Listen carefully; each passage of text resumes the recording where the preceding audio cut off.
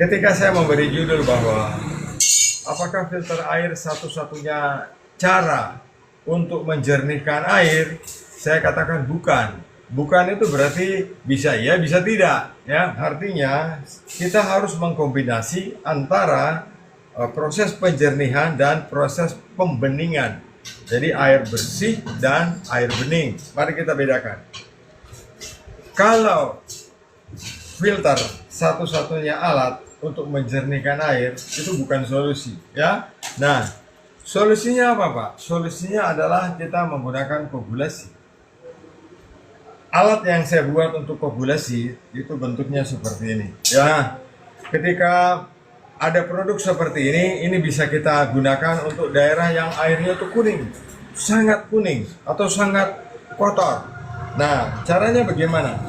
Caranya begini.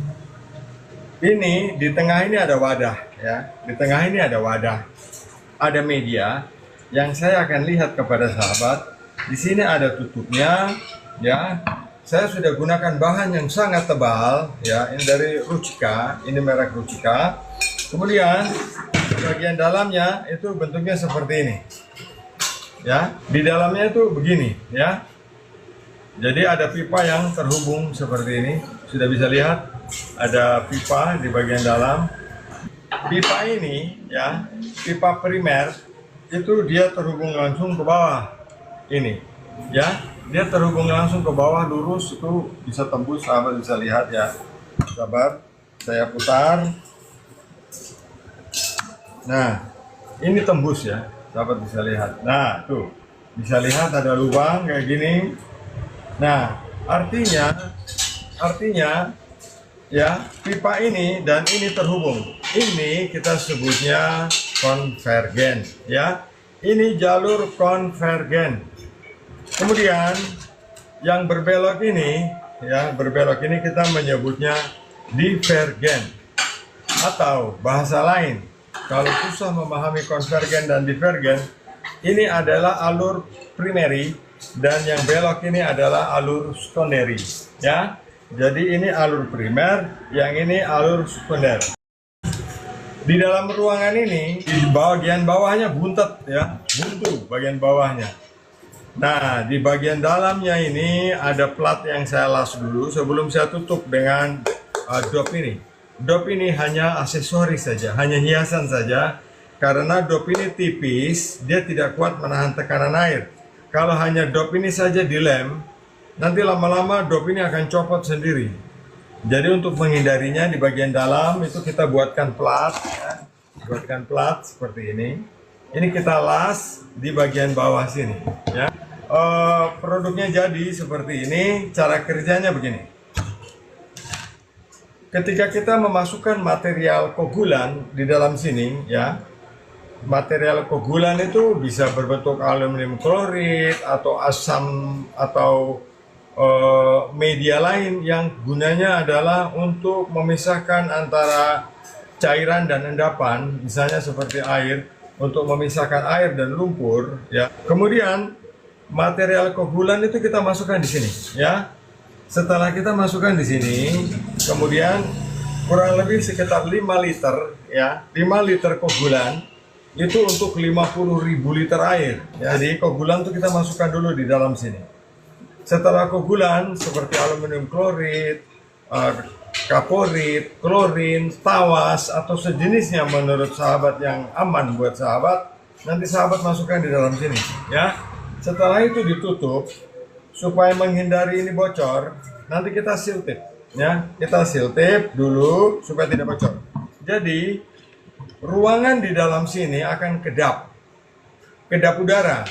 Ruangan vakum atau ruangan hampa udara, ya. Di dalam sini dengan pilihan ketebalan tutup yang seperti ini, itu yang saya inginkan adalah di dalam sini tekanannya vakum sampai dengan 2,5 kg per cm persegi. Alat ini bisa kuat menahan air. Nah, cara kerjanya begini. Ketika air masuk, ya, dari arah sini, air masuk dari arah sini, dia akan keluar di sini, ya, dia akan keluar dari sini karena masuknya dari sini. Setelah air masuk dari sini, ya, kemudian keluar dari sini, ini sifatnya primary atau konvergen, arusnya kuat sekali.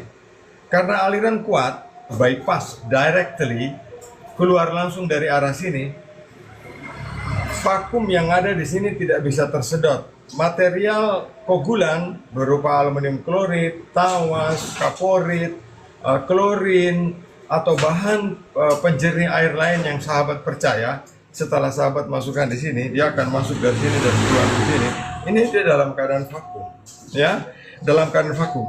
Karena arusnya deras, keluar langsung menuju ke sana, ya, dengan kalau ini diameter 2 in, otomatis pompanya itu paling tidak sekitar 200 liter, ya, 200 liter per menit. Oleh sebab itu alirannya sangat kencang. Karena aliran itu sangat kencang dan ini konvergen, material koagulan tidak akan tersedot keluar dari sini. Nah, ketika kita ingin menggunakan koagulan di dalam sini, ini keran merah ini harus kita tutup. Nah, ketika kita menutup keran seperti ini, air itu akan masuk dari sini dengan sangat deras, ya, masuk dari sangat deras. Tapi dia tidak bisa masuk ke ruang yang hampa udara, vakum di dalam sini. Jadi air itu akan masuk dari sini, tetapi dia akan berbelok ke sini. Saat divergen menjadi konvergen, dia memberikan energi yang sangat tinggi. Jadi kita membangun energi air di dalam sistem ini. Air akan berbelok, ya. Sebagian membentur ini kembali, sebagian belok langsung, sebagian membentur stop keran ini. Air itu akan berbelok ke sini, ya. Saya putar, jadi air akan berbelok ke sini. Setelah dia berbelok ke sini, dorongan air yang ke sana, ya, ke pipa instalasi selanjutnya, ya, ini dorongan ini akan menyedot material koagulan yang ada di dalam vakum ini, ya. Setelah koagulan ini arus air yang begitu kencang mengalir ke sana, koagulan yang ada di sini, aluminium klorid boleh, bahan asam lain boleh, kemudian pakai tawas boleh, pakai kaporit boleh, atau apapun bahan koagulan yang sahabat percaya, dia akan masuk di dalam sini. Kemudian air ini arus yang ke sana, dia akan berputar di sini karena efek benturan 90 derajat, ya. Dia akan menarik material dari dalam sini, disedot keluar, ya. Kita akan mencoba ngambil air endapan yang ada di atas dari malam ya, yang sudah mengendap tadi malam. Nah, ini hasilnya. Dan kita akan bandingkan dengan air yang ada di tandon. Ini air sumber yang ada di tandon sebelumnya. Edukasi seperti ini sahabat tidak akan dapatkan dari tempat lain. Tetapi kita tidak boleh lupa, di dunia digital ini tidak ada lagi yang rahasia, ya. Nah, jadi kalau kita menggunakan sistem seperti yang saya maksudkan itu, sahabat bisa melihat bahwa bentuk atau hasilnya akan tampak seperti ini, ya. Jadi di bagian atas air itu akan bening. Jadi artinya tanpa filter air pun, ya, tanpa filter air pun air bisa jernih dengan menggunakan koagulasi. Itu sebabnya, ya, itu sebabnya ada produk-produk kecil yang saya sudah kenalkan juga kepada sahabat. Nah, ada juga produk-produk kecil yang saya kenalkan kepada sahabat, itu bentuknya lebih kecil seperti ini, menyesuaikan kebutuhan di rumah. Misalnya untuk kebutuhan industri boleh pakai ini karena ini 5 liter satu kali isi. Tapi kalau rumah tangga boleh pakai ini, isinya 1 liter, ya. Nah, yang paling aman itu kita menggunakan klorin. Manfaat klorin itu luar biasa, ya. Manfaat klorin. Pertama, klorin itu punya sifat korosif, ya.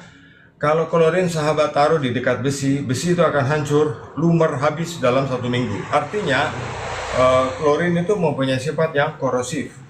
Istimewanya apa? Ketika klorin masuk di dalam air atau uap klorin, ya, saya tidak bilang cemplungkan klorin ke dalam air, ya. Itu hal bodoh, jangan lakukan itu. Jadi, yang kita ambil klorin sebenarnya hanya uapnya. Uap klorin, bukan kandungan klorin yang kita cemplung ke dalam air. Itu yang paling banyak salah. Jadi kebanyakan orang komplain saya atau protes saya itu mengatakan bahwa, Pak, itu kan klorin masuk ke dalam air itu kan berbahaya. Saya tidak suruh kasih masuk klorin di dalam air. Saya suruh masukkan klorin di dalam wadah ini. Jadi klorinnya tidak kena air ya. Nah, klorinnya tidak kena air. Jadi yang kita ambil itu uapnya saja. Klorin dia bisa mengurai zat besi yang ada di dalam air itu, ya, karena dia punya sifat korosif. Jadi klorin itu akan mengurai zat besi. Dia akan membunuh bakteri pengurai besi. Dia akan membebaskan air dari zat besi sehingga zat besi itu bisa disaring. Intinya ada di sini, ya, sahabat harus ingat. Klorin terhadap zat besi itu gunanya untuk apa? Klorin itu mengurai zat besi karena klorin punya sifat korosif, ya. Dia mengurai zat besi. Klorin punya sifat desinfektan. Dia membunuh bakteri, jamur, bakteri coli, bakteri salmonella, dan virus hepatitis itu bisa dibunuh oleh klorin. Yang diambil adalah uapnya saja. Ada yang bilang juga begini, Pak, itu klorin kan berbahaya untuk manusia. Kalau Anda telan berbahaya, tapi kalau digunakan sebagaimana mestinya tidak berbahaya. Ya, karena klorin juga digunakan di Pampers, digunakan juga di Softex, digunakan juga di sumpit, ya, sumpit berbahan bambu. Juga digunakan untuk tusuk sate supaya tidak berjamur. Yang penting itu penggunaannya sudah sesuai dengan kebutuhannya, ya. Penggunaannya itu sudah sesuai dengan kepentingannya, tidak berbahaya. Misalnya begini, singkong atau ubi atau daun singkong itu sebenarnya banyak sekali penyakit di sana, ya. Bisa bikin asam urat, bisa bikin orang keracunan, ada cyanidanya di sana. Tapi kan harus dipertimbangkan. Kalau yang kita makan hanya sayur yang hanya 2-3 lembar, atau kita makan singkong hanya 4-5 potong, tidak apa-apa. Kecuali kita mati kalau kita makannya 10 karung, ya. Itu yang harus dipahami. Kita pahami sama-sama. Berbahaya kalau berlebihan, tidak berbahaya kalau tidak berlebihan, ya. Nah, sahabat Dimas, dimanapun sahabat berada, ini edukasi yang sangat menarik tentang koagulasi dan klorinator. Jadi, sifat dari klorin itu selain mengurai zat besi, membunuh zat besi, membinasakan bakteri coli, jamur, dan virus yang ada di dalam air, dia juga bermanfaat untuk menjernihkan air, ya. Jadi klorin itu juga memisahkan antara sedimen dan air. Sahabat harus bisa bedakan juga ini, ya. Yang paling parah ini, orang tidak bisa bedakan mana mineral air dan mana kandungan sedimentasi air. Ini juga bahaya ini. Mineral air artinya mineral yang bercampur dengan air tidak bisa dilihat, diraba, dan bisa dirasa. Begitu. Tapi kalau sedimen atau endapan bisa dilihat, bisa dipegang, bisa dirasa. Begitu kata tukang sulap, ya. Jadi sahabat harus bisa pahami dan bedakan itu. Nah, ketika bahan koagulasi sudah masuk di dalam sini 5 liter, atau klorinator masuk di dalam sini 5 liter, atau untuk rumah tangga misalnya masukkan klorin di sini, itu bakteri coli, E. coli, salmonella, virus hepatitis itu akan mati di sini, ya.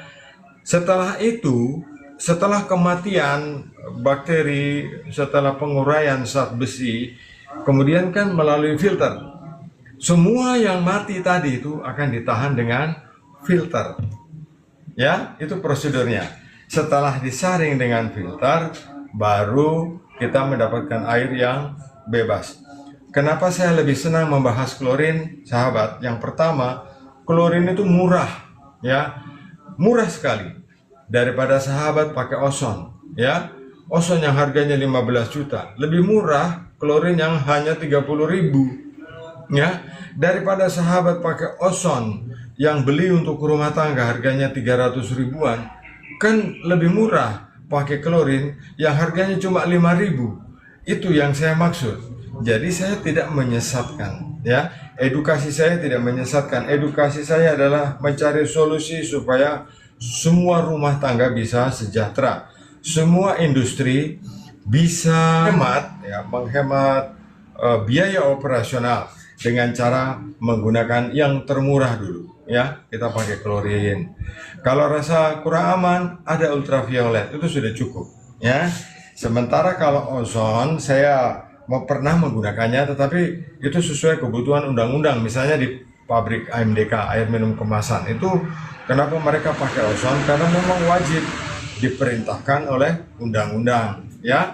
Nah sahabat, kalau di daerah yang sulit ya, di daerah yang sulit air, adanya cuma air berlumpur, adanya cuma air sungai yang coklat, kan sangat sedih kalau kita tidak bisa mengolah air itu untuk menjadi air bersih ya. Jadi solusinya itu yang paling bagus itu adalah menggunakan koagulasi seperti ini, karena ini paling murah.